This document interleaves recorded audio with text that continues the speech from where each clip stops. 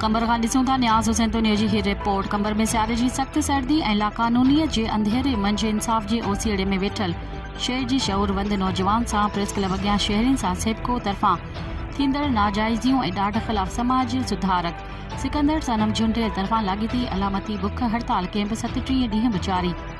ॾिया ॿारे एहतजाज जो सिलसिलो जारी रखियो वियो, जॾहिं त बुख हड़ताली कैंप ते शागिर्दनि ऐं सिविल सोसाइटी ऐं हर मकतब ऐं फ़िरक़नि सां तालुक़ रखंदड़ तबिको शहरी सेबको जी गुंडागर्दी खे रद्द कंदे सेबको जी नाजाइज़ियुनि खां निजात चाहे थो। एहतजाज कंदड़ सिकंदर सनम झुंडेल, गुलाम अब्बास चांडियो, ज़ाहिर चांडियो, सजाद मठार, सदा मुक़ैरी पंहिंजे गॾियल बयान में चयो त कंबर जी 14 वार्डनि जी चूंडियल काउंसलर अॻवानी MNA MPA साहिबनि खे घुर्जे त हिन अवाम जे मसइले ॾांहुं बि ध्यानु ॾियणु घुर्जे, छो त शहर जी वॾी अक्सरियत संदन वोटर आहे। शहर जी बिजली खाते तरफ़ां हथ ठोकियनि तरीक़नि सां अज़ाब शहरनि खे सहण ते मजबूर कयो थो वञे। कंबर जी अवाम खे सेबको गुंडागर्दी खां निजात ॾियारण लाइ जोगाओ पा वरिता वञनि। इलेक्शन ऐं वोट वठण खां पहिरीं सेबको ज़मीदार ऑफिसरनि ते नोटिस वठणु घुर्जे। ज़िमेदार ऑफिसरनि ते नोटिस वठणु घुर्जे, ॿी सूरत में एहतजाज जारी रखियो वेंदो।